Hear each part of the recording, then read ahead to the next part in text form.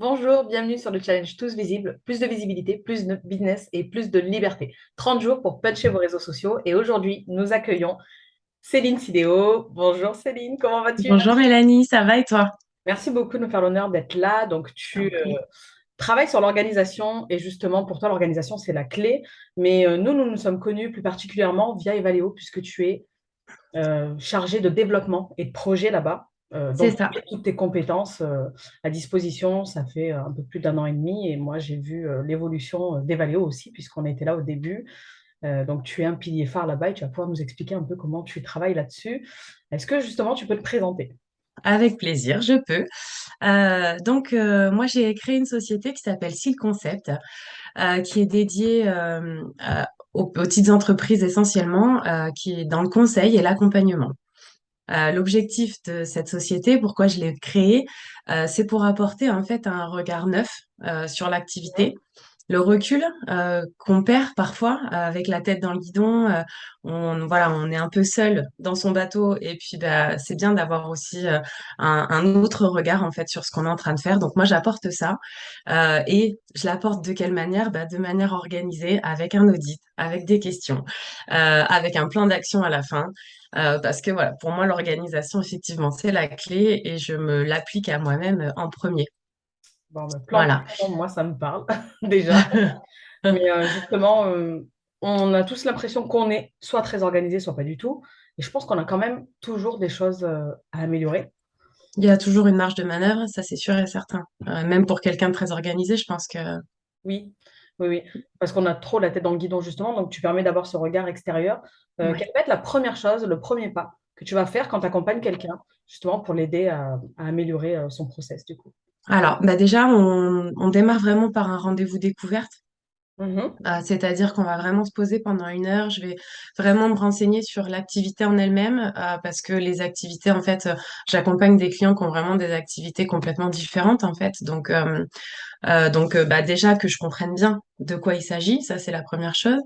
Et ensuite, effectivement, mais j'ai toute une liste de questions. Donc, une fois qu'on a fait le rendez-vous découverte, on va axer sur la communication, sur les objectifs, sur l'organisation de la structure, parce que même si on est tout seul, eh ben, on a quand même sa petite structure à gérer et à organiser. Parfois, c'est juste ça le souci, c'est qu'on est un peu trop. Quand on se lance aussi, on se dit, ouais, j'ai plus de patron, il n'y a plus personne pour me cadrer, je fais comme j'ai envie. Et ben, des fois, faut ramener un peu et remettre un cadre pour être plus efficace. Donc voilà, je vais vraiment me poser sur toutes ces questions-là. Et puis, bah, à l'issue, après, c'est vraiment un rapport d'audit, en fait, qui est rendu. Euh, et la première des choses que je vais regarder, bah, c'est ça, c'est justement toi tout seul, par exemple, si tu es toute seule ou même si tu as des salariés, comment tu t'organises? Comment tu gères ta semaine? C'est quoi ton planning, ton emploi du temps dans la semaine? Qu'est-ce que tu fais? Ça, c'est la première chose que je regarde. Du coup, les prestataires, quand on est tout seul, mais qu'on va travailler avec d'autres entrepreneurs comme moi, je n'ai pas de salariés, mais on est quand même une équipe, ils comptent dans l'organisation tant qu'il y a des échanges en fait avec eux. Tout à fait. Moi, je travaille avec Evaleo. Comment j'organise ma semaine? J'ai une partie Evaleo, j'ai une partie avec mes autres clients. Je veux dire, si je suis pas un minimum organisé, en fait, je travaille pour personne. À un moment donné, c'est trop le.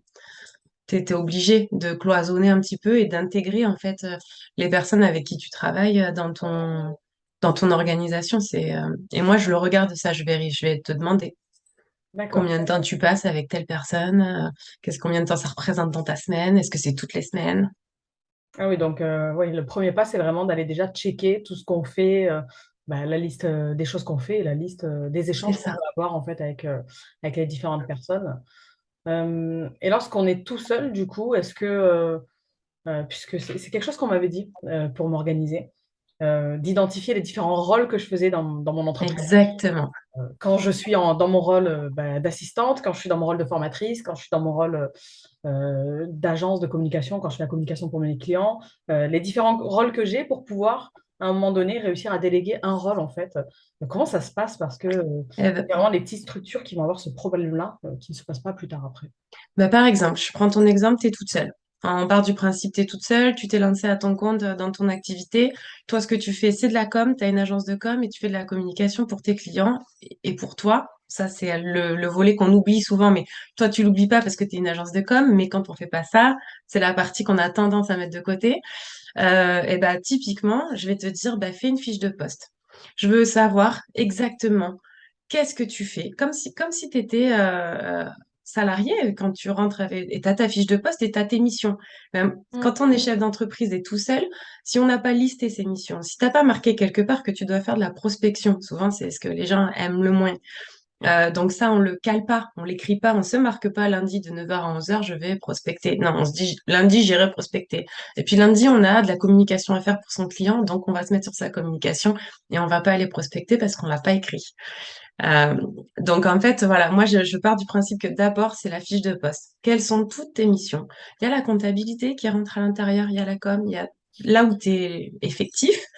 Toi, c'est de la com, mais d'autres, ça va être autre chose. Un artisan, ça va être d'aller monter sa cuisine, il va pas forcément penser, enfin voilà. Donc lui il va se dire, bah, moi je suis artisan, je monte des cuisines. Oui, mais tu fais de la facturation, tu fais des devis, tu fais de la prospection clientèle, tu fais de la communication. C'est un problème que je vois, notamment mon homme qui s'est mis à son compte, il travaille 5 jours sur 5 sur chantier, quoi. Pour lui, c'est le Hein. chantier. Il ne Voilà. comprend pas qu'il doit y avoir un jour dédié au bureau. Donc après, bon, c'est moi qui en pâtis. Pour Ah lui, bah il oui. a de la chance, on va dire, de m'avoir, mais ce n'est pas tout le monde le cas. Et, ben après, on se Et retrouve non, avec des entrepreneurs qui travaillent le soir et le week-end, qui sont débordés. On arrive soit à une croissance qui est moindre, soit à un burn-out, voilà, une envie c'est ça. d'abandonner.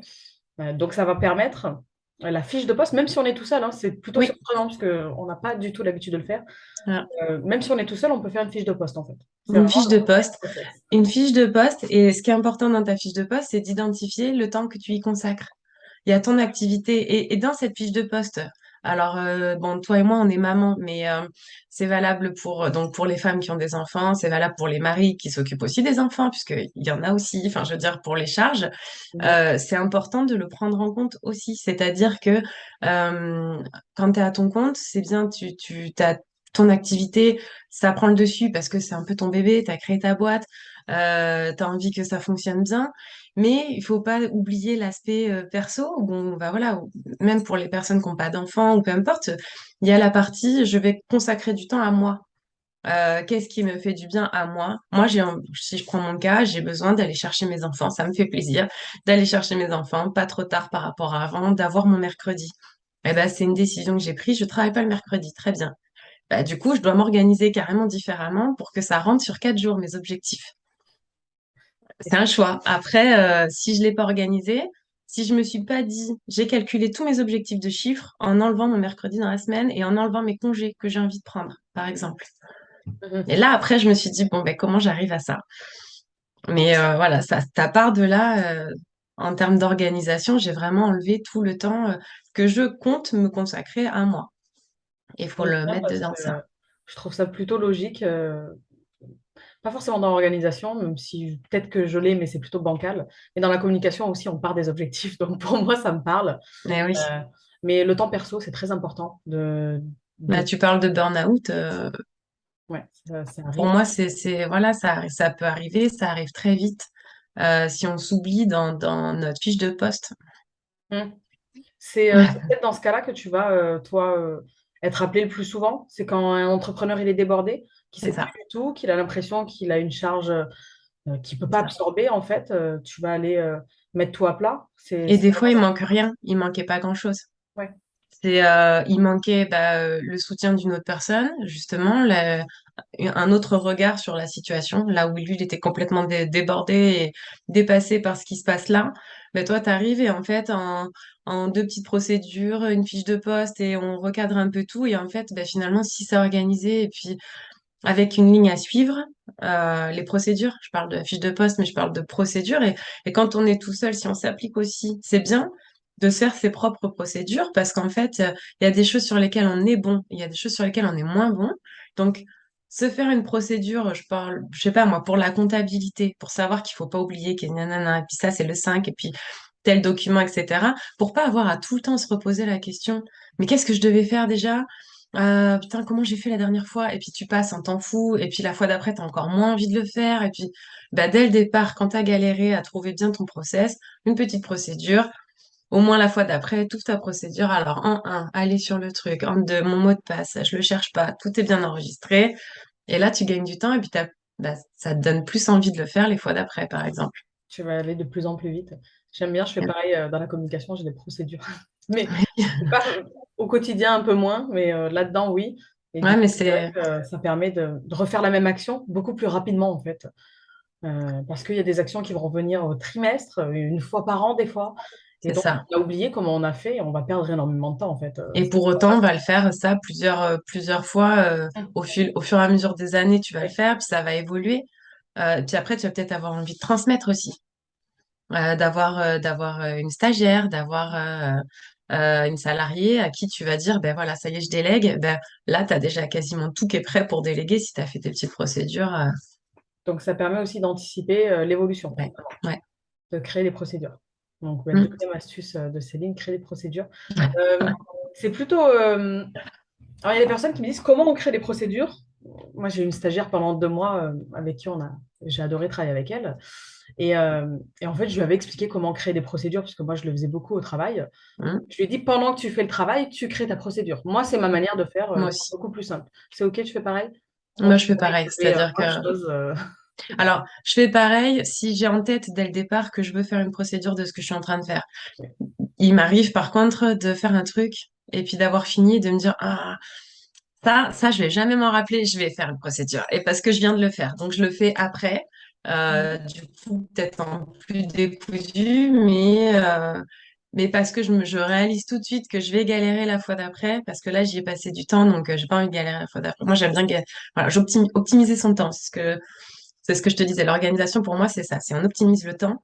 Au plus tu optimises ton temps, bah, au plus tu en as pour faire autre chose. Et puis, bah, du coup, forcément, pour gagner plus de chiffre d'affaires. Parce que soit tu fais rentrer plus de clients, soit tu es plus effectif dans ton travail, tu vas plus vite. Enfin, dans tous les cas, on augmente la productivité. Ouais, ouais, soit on travaille moins et du coup, ben, on augmente le chiffre dans peu de temps, soit Ouais, on travaille plus et du coup, il y a beaucoup plus de chiffres et on peut avoir cette liberté du coup, c'est ça. moins figée. Bon, super. Est-ce que tu as une autre astuce à nous partager? Qu'est-ce que je m'étais noté? Fiche de poste, procédure. Je regarde mes petites notes, hein, parce que du coup, tu penses bien que j'ai fait Tu des petites peux. notes. Euh, Eh ben, on a parlé beaucoup de tout seul, peut-être quand on est plusieurs. Oui, c'est quoi? Bien penser quand on a soit des associés, soit des salariés, ben, la même chose, mais peut-être un peu plus grand. Du coup, je rencontre des structures où il y a des associés, il y a Mhm. des gros bugs, et en fait, ils n'ont pas fait d'organigramme et ils n'ont pas fait de fiche de poste. Quand tu es plusieurs, c'est hyper important de savoir qui fait quoi pour pas se marcher dessus, pour pas faire du travail deux fois, pour savoir qui prend des décisions sur la com, sur la compta, de qui on a besoin et à quel moment, quand est-ce que je peux prendre une décision seule, quand est-ce que j'ai besoin d'aller voir l'autre. Enfin, et en fait, ça, quand on est plusieurs, c'est pareil, on va dire, c'est un caillou dans la roue, mais en fait, si t'as pas fait ça, ça tourne pas comme il faut. D'accord. Je dirais, voilà, à plusieurs, c'est essentiel, l'organigramme, la place de chacun, en fait, dans la structure. Mhm. C'est vrai qu'on n'y pense pas du tout. Surtout si on a une structure, on a un associé, deux, trois salariés. Bon, ben, c'est logique, chacun a sa place dans notre tête. Ouais, Et comme ouais. tu as dit, il y a des tâches qui sont dédiées à l'un ou à l'autre. Voilà, ça, je m'en suis rendu compte aussi, où il y On avait doit Hmm. un flou artistique un peu, en fait, et au final, ce flou, tout est là, mais il y a un flou, et le flou, il est juste parce qu'on n'a pas posé, on l'a pas écrit. D'accord. Est-ce qu'on doit le communiquer du coup aux salariés parce qu'eux aussi, ils Ouais, ont besoin, ça va ouais. faciliter Plus la la vision, elle communication. est posée, plus l'organisation, elle est bien écrite, bah, le salarié se pose moins de questions, il sait qui aller voir et quand, donc il dérange pas la mauvaise personne, qui du coup n'a pas l'impression qu'on l'a embêté pour rien, ah, il est chiant ce salarié, non, en fait, le salarié, il sait pas trop, donc il a pris la personne qui était là sur place. Donc voilà, en fait, ça permet d'améliorer au sein de la même... Là où toutes les personnes vont avoir bien leur rôle structuré et défini, ben en fait, ça tourne bien et ça permet une bonne cohésion aussi dans son équipe. Et peut-être la dernière chose, c'est ça que je m'étais dit, on finira là-dessus, c'est plus justement sur l'aspect planning. Quand on est organisé, on a parlé de fiche de poste, de procédure, bah, de bien mettre dans son planning à quel moment on veut faire les actions, notamment sur la com, puisque quand on n'est pas dans ce domaine-là, sa com, en général, on la laisse un peu de côté. Donc, soit prévoir du temps pour faire le point avec Mélanie ou avec, voilà, avec quelqu'un qui s'y connaît pour gérer ça comme, parce qu'on n'a pas le temps, mais en tout cas, il faudra au moins prévoir des petits créneaux comme ça. Soit on veut le gérer tout seul au départ, et puis dans ce cas, il faut vraiment que ce soit au planning, parce que sinon, eh ben, on communique pas, et pourtant, c'est une chance. Donc, Super, ben, merci beaucoup parce que tu as donné des petites voilà, pépites qui sont, je pense, si on les met en place, on va aller beaucoup plus vite.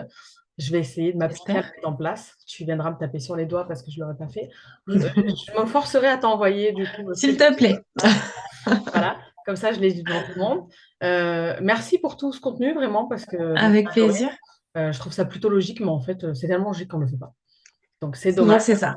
Et je vais en profiter pour rebondir par rapport au challenge. Je donne toujours une petite astuce. Et ben, la pépite phare que je peux mettre en avant, c'est de pouvoir bloquer dans son agenda, dans son planning, un temps, 2 heures tous les 15 jours, 4 heures par mois, pour travailler dans sa communication et pour pouvoir prendre ce temps pour communiquer et ne pas attendre qu'un poste soit parfait pour le C'est publier. vrai. Mais un poste parfait, il n'est pas terminé en fait. C'est ce que je disais ce matin à quelqu'un, on échangeait là-dessus. Et je lui Ouais, disais, publie, parce que c'est jamais terminé. Même moi, je pourrais avoir tendance à les refaire. Donc, le but, c'est d'être régulier. Je vais rebondir sur cette astuce. Et justement, je voulais mettre en avant cet audit que tu proposes. Déjà, un ouais, appel découverte qui est un prémisse, hein, parce que ce n'est pas c'est l'audit ça. complet, et qui Non. vous permet d'avoir un regard. Donc, pour prendre rendez-vous, c'est juste dessous. Comment ça se passe quand on prend rendez-vous concrètement? Qu'est-ce que tu vas aller chercher? Est-ce qu'on peut venir à plusieurs au rendez-vous si on est des associés? Voilà, comment... Oui, en fait, bah, l'objectif, c'est vraiment que moi, je découvre la structure. Voilà, qu'on se rend compte déjà dans un premier temps, il faut aussi que ça se passe bien, parce que sinon, voilà, c'est drôle pour personne. Donc, de se rencontrer. Et après, oui, s'il y a des associés, si vous êtes deux, trois, il n'y a pas de problème. Au contraire, au plus j'en sais, au plus je suis capable de savoir si je peux aider ou pas, parce qu'il y a ça aussi, ça engage à rien, c'est-à-dire que si je me rends compte que c'est pas dans mes cordes, que ça rentre pas et que c'est plus un problème de communication, je vais orienter, voilà. On a l'avantage de faire partie du réseau Evaleo avec plein de professionnels compétents dans leur domaine. Donc voilà, moi, soit j'arrive à identifier, je peux aider, j'y vais, soit je peux pas. Et après, je peux aussi, par contre, faire bénéficier des personnes de mon réseau. Donc en gros, c'est ça, l'idée, c'est qu'on se rencontre, que j'en apprenne un maximum, surtout sur les besoins, parce que si on se rend compte, c'est qu'il y a un besoin qui a été un peu identifié et qu'on voit ce que je peux faire dessus ou pas. Mais c'est ça l'objectif. Merci beaucoup. Je sais que tu es disponible aussi, qu'on peut échanger avec toi sur les Ouais, réseaux. Donc, n'hésitez pas à aller vers Céline si vous avez des questions. Elle répondra avec plaisir. et avec gentillesse, comme elle est toute gentille et toute disponible. Mélanie. Donc, voilà. Merci encore pour tout ce contenu. J'espère que vous avez pris des notes parce qu'il y a eu des petites pépites et mettez en place. C'est facile hein, d'écouter des interviews, mais finalement, si vous ne mettez rien en place, vous n'avez pas avancé. Donc, je te remercie de ta participation. Je te dis à très vite. Merci pour ton invitation et puis Merci à à toi. bientôt. À Merci. bientôt. Et n'oubliez pas, pour les formations mentorées 100% distancielles et entièrement finançables, je vous propose un audit gratuit avec un plan d'action stratégique sur votre visibilité. Merci et à très vite.